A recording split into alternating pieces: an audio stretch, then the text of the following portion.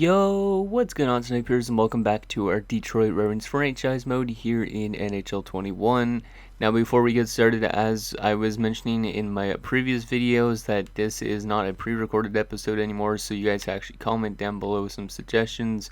But literally, it's been almost a month since I've recorded an episode of this Red Wings franchise mode, so my memory might be a little bit joggy and I might not remember too much about this team and all this stuff.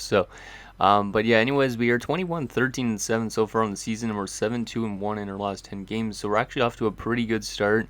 We are in the last spot in the playoffs currently by 9 points in our division, but only by, how much points was it?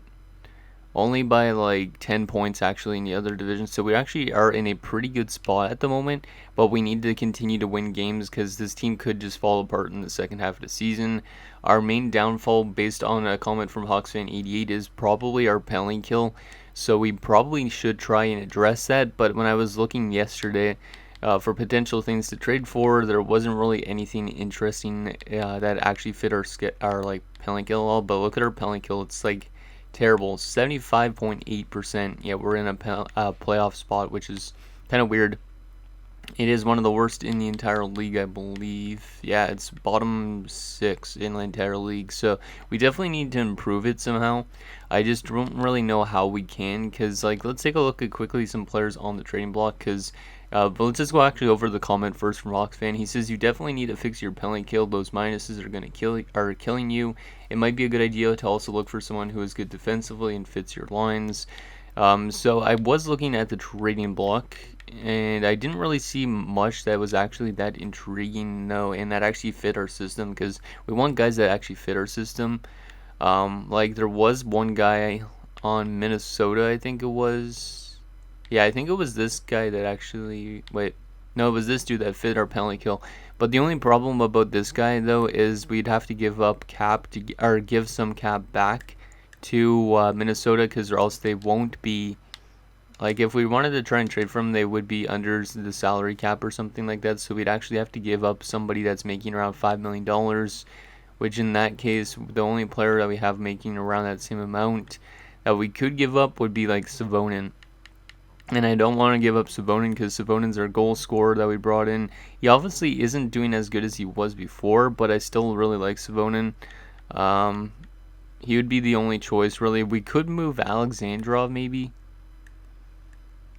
But I really don't... we could move Alexandrov.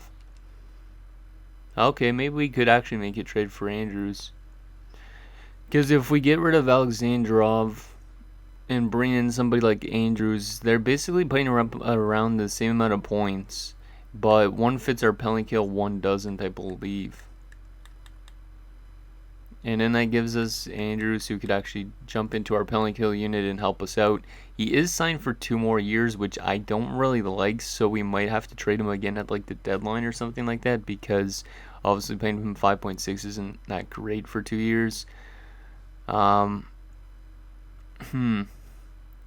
Yeah, I think I might be able to do something like this. If I do Alexandrov, and they also need more value back, obviously, so I don't really want to give up too much in terms of the draft, because we definitely need those going forward. Actually, maybe we don't, because a lot of these guys aren't going to actually get to play with us, because we only have up to like 2045, I believe. So we could technically, if we wanted to, throw in picks for them way like 2047, because there's no 2047 in this franchise mode.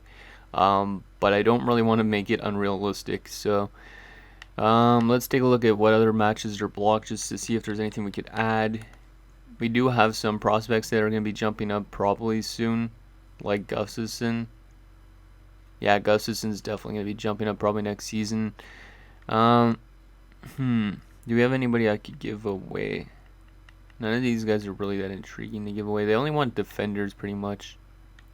They do want some of our goalie prospects, so I might be willing to part with somebody like Wolf. Is probably, he could pan out, but we have a better goalie in the system in DeMaio. When was Wolf drafted? 5th round as well, 136, 143. I mean, we could throw in somebody like Nico Rask, but he has no like trade value. I think we could try and throw in like Wolf, because Wolf, we he's not going to end up playing by the end of this franchise mode. There's no question about that. Like, he could play in the AHL, but he's not going to end up making the NHL on time, I don't think. Yeah, we'll throw in him to this trade, which gives us a lot more value on their side. So we are going to try and see if we can get back maybe a pick into this deal, just in case we miss the playoffs. So let's try and throw in like a third rounder. That might be too much to ask for. But we'll try doing Andrews in a third for Wolf and Alexandrov. And yeah, then that gives us a guy that could actually fit our penalty kill lines, and we could throw him into the penalty kill lines and see if he helps us out. Now, the only problem, like I said, is the 2 years left on his contract, but I think he might be the best player to help us out for our penalty kill, so we're going to do this deal. And that is accepted. So, thanks for the trade, Minnesota. Sucks to trade away Alexandrov because he was one of those guys that I drafted that's been with the team for a while. But had to happen. We had to bring in some guy to help out the penalty kill, like Hawks fan was mentioning. So we will take. The only thing is he's going to play on the fourth line, so he's going to maybe complain about ice time. But we'll throw in Andrews onto that fourth line. I could always change him and Reardon, but Reardon obviously is a medium elite player. He deserves to have a decent amount of ice time, I think. He's actually a better fit on that fourth line. Should I move him to the fourth line? I think he has power play time though, right? He does not. I'll take Seal Fido off the power play and throw on Reardon. Okay, there we go. That's great.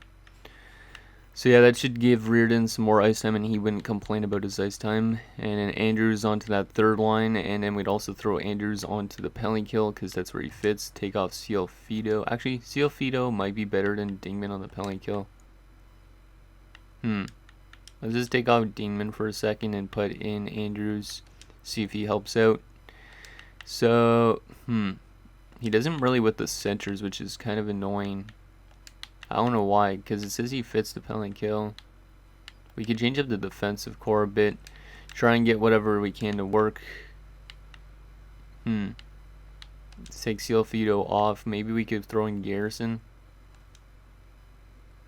What do we want to do here? I don't know why these penalty kill lines don't want to work. See if we get this other one. 2 -1s are better though than that. Maybe we'll just go with this. And we'll take Cameron Schumacher off this one, actually. No, Schumacher actually matches the penalty kill, so maybe we should put Schumacher in over somebody like Garrison. See if Schumacher would be good on the penalty kill. It's weird, if you move a defenseman down the play forward, it makes it a -1, but with a forward it makes it a -2, which kind of makes no sense. Yeah, so I guess we'll just throw Lillian as a forward and make Schumacher playing a defense overall, I guess. As weird as that looks. Oh, wait a second. Here we go. Apparently playing 2 defensemen as forward is better than playing 2 forwards on forward on a penalty kill. Well, we'll do this even though Rodriguez ain't going to win no face-offs. Apparently 4 defensemen and 4 forwards is how you want to run a penalty kill. EA Sports, it's in the game. I don't even understand that at all. That makes no sense with the chemistry. Like legit, that makes no sense. So we'll try and get this other unit to get going as well. I'll move Powell up to the top unit, take Schumacher off. Actually, does Andrews win face-offs though? Probably doesn't. Yeah, he doesn't. Okay, so we'll just leave the rest of this the same, but actually we need to get rid of these -3s if we can. So let's see what we could do about it. I might just still throw in Andrews anyways. No, -2 if we move him to defense. Okay, I like that. Then let's take out Powell. Actually, I don't want to take out Powell. We'll just leave it like this because at least it addresses the 4-on-4 lines. I don't even know why this works. It just shouldn't. But EA Sports likes their way of their chemistry, but their chemistry is completely broken based on that fact. Okay, so there you go. That is our trade that we're going to make. We're just moving in Andrews, getting rid of Alexandrov, and then, yeah, basically Reardon's down to our 4th line, so better chemistry on our forward unit, and also better chemistry on our first penalty kill stuff, so that is good to go. Okay, so that's our only trade I think we're going to make unless we fall apart near this deadline. But let's continue to simulate the season as we look to clinch a playoff spot. We haven't been in the playoffs in a while, I'm pretty sure, right? If I'm not mistaken. But yeah, let's just sim through these games, see if we can get some wins under our belt. There's 2 wins and a couple shootout losses. It's good that we're still winning games. Must be because of the forward chemistry, though. There's back-to-back losses, or 3 straight losses, actually. One was an OT, though, and a shootout loss. So we're now 25, 16, and 10, so we are kind of falling back a little bit, but we actually jumped out of the wild card. We're now 3rd best in our division, only by 1 point, as the Sabres and the Leafs are right behind us, with way less games played than us. I forgot about that. And then the Rangers are at 51 points, which is 9 points back of us, but they have 3 games less played than us. So we just got to keep winning games down the stretch and hope we make the playoffs. If we don't make the playoffs, it might suck because we're getting really close to the end of this franchise mode series, but still. We just got to keep on trucking and see if our team can actually make it back to the playoffs or not. If not, then we're only going to win like 1 Stanley Cup by the end of this franchise mode, which sucks, but let's go to a day before the deadline, see if we can get some more wins this month. There's a nice 7-2 win over Carolina. Belanger, was he injured? No, he wasn't. Okay, good. Because I couldn't remember if there was any injuries when I last recorded. There's 3 straight wins, 4 straight wins, all scoring a lot of goals. So our offense is really good, but it seems like we're just not good on the penalty kill. But yeah, our team is probably going to make the playoffs with how we just played that month. 33, 18, and 11. A lot better than I expected our team to simulate. We are now still 3rd in our division with 77 points. Only 1 more game played than the Leafs, and we have 4 more points than them, which is a good thing. And then also we are 12 points up on the New York Rangers with the same amount of games played. So we are in a very good spot right now if we continue to win games. Caden Matthews is over point per game now, so I guess the top line is getting going. Let me just make sure that the morale is good still in the locker room. Make sure nobody's dropping off. Rodriguez is dropping a little bit, but that's it pretty much. So apparently everybody's still happy with how we're simulating. So maybe moving Reardon to the power play actually helped us out offensively a lot, because Reardon is obviously one of our young prospects. So let's advance to the trade deadline. I don't think we're going to make any trades. We're going to go in as a conservative buyer. I don't think we're going to make any more trades, to be honest, because a lot of these other guys are going to take a lot of value to get, which we don't really have a lot of value with unless we want to give up our 1st round pick, but I don't think I want to do that. Yeah, so I don't think we're going to make a single trade this trade deadline. I know it's kind of weird not to make a trade at the deadline, but I think Andrews was our main piece bringing in just to help out our penalty kill lines. Matt Schustrom on waivers. This guy is a 76, so ew. No, thank you. Okay, so let's continue to simulate the last little bit of the season. Hopefully this team can continue to win games in this last month of March and make the playoffs, because that would be pretty awesome if we can make the playoffs. If we fall apart near the end of the season, it's going to suck a lot, but I really hope this team can make it to the postseason. So let's go to the 4th and just get 3 games done. And I don't know what those ones were. Those ones are back-to-back losses. Actually, 4 straight losses now right after the trade deadline, which is not a good sign. Matthews is still over point per game. We are still 3 points up on the Sabres. At least the Metropolitan Division doesn't seem super strong this year, which is a good thing for us because we're still like 10 points up on the Rangers with 1 more game played than them. So that might be a good sign for us. But we need to win a lot of games this month just to make sure we make it to the postseason. So let's go to the 19th. See how we do in this for a little bit. There's a loss again. There's a win. There's another win. There's a loss. We're losing a lot of games this month, but it's okay. We're still winning a couple games, which should help clinch us a playoff spot. We are now in a wild card spot with 85 points, which is still 9 points up on the Penguins, Capitals, and Rangers. Yeah, we should be getting closer to clinching soon since we're close to the end of the season. Matthews' point per game now is 72 points in 72 games. But hopefully we don't have any retirements this offseason. We probably will have like Savonin or something at least. Let's continue to simulate. There's a game against the Islanders, which is another loss, shootout loss, and an OT win, which might have clinched us a playoff spot. No, it did not yet. 88 points in 76 games. The Islanders are chasing us now. They're only 6 points back with the same amount of games played. Yikes. That is kind of scary. 6 points back.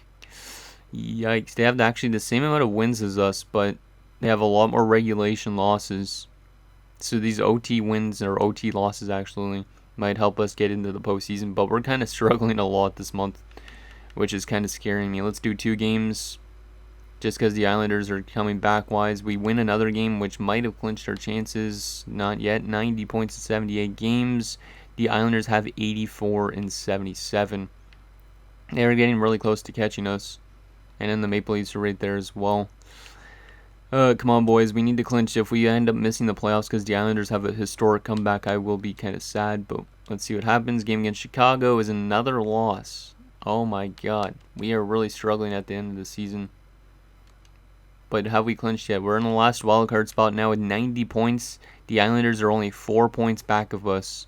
And there's only 3 games left for them, 3 games left for us.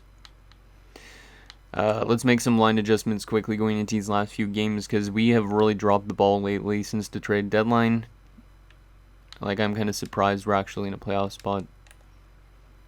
I don't really know what we want to do in terms of line changes. Holy shit, Belanger is picking up a lot of assists on that second unit, or second line. Any lines that are really badly minus? Not really.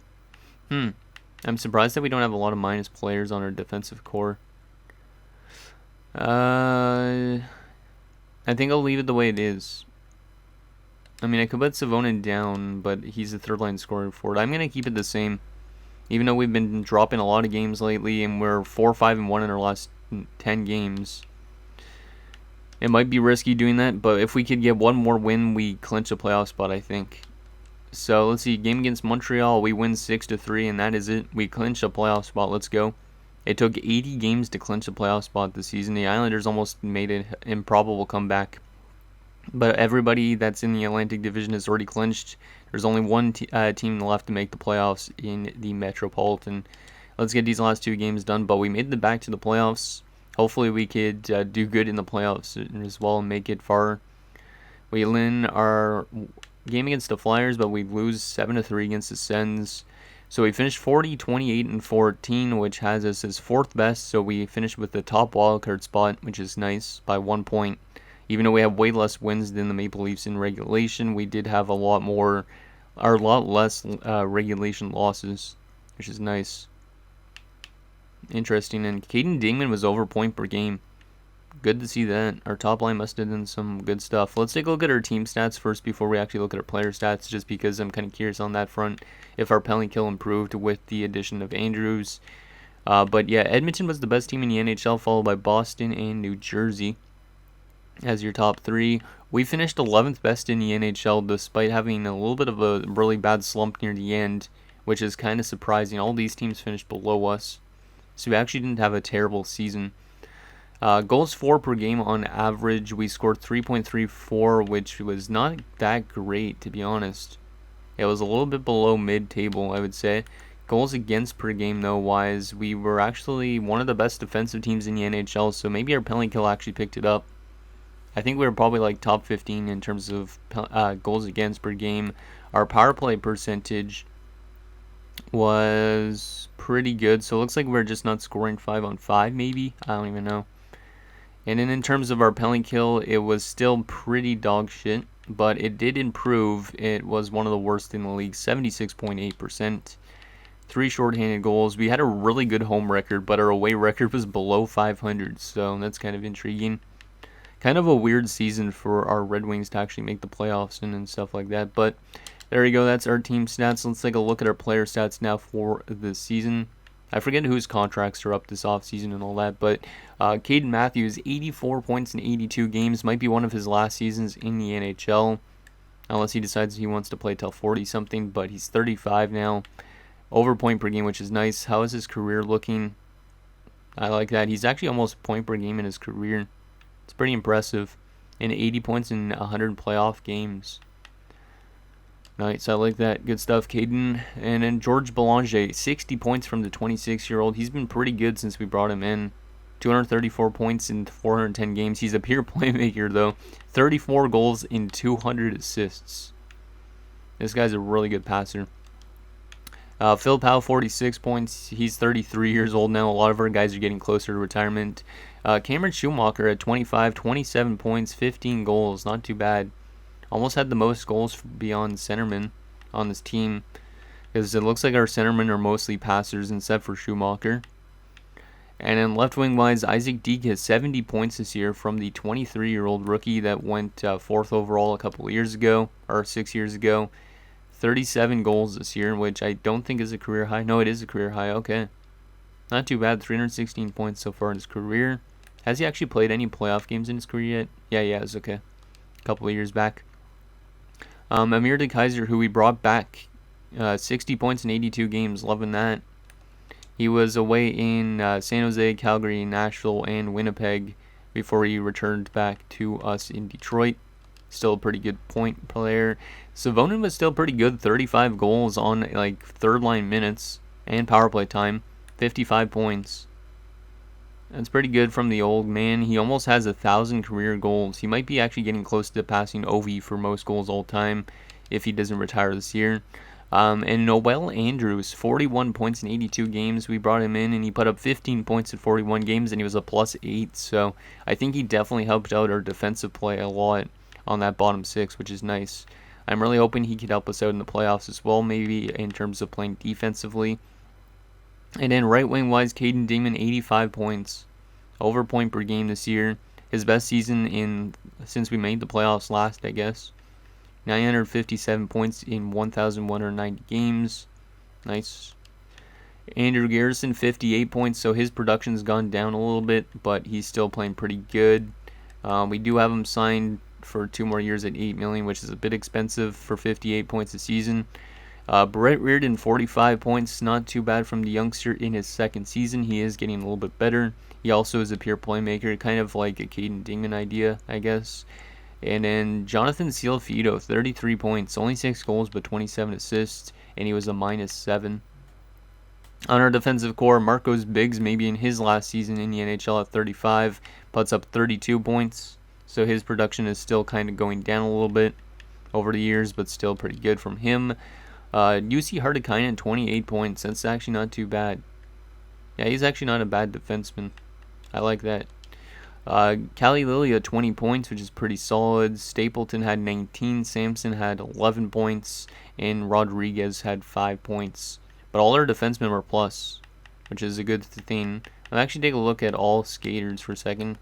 Plus minus wise, we only had 3 minus players, and it was the 2 fourth liners in Schumacher and Cialfito, and then De Kaiser was only a -1 playing on the second line.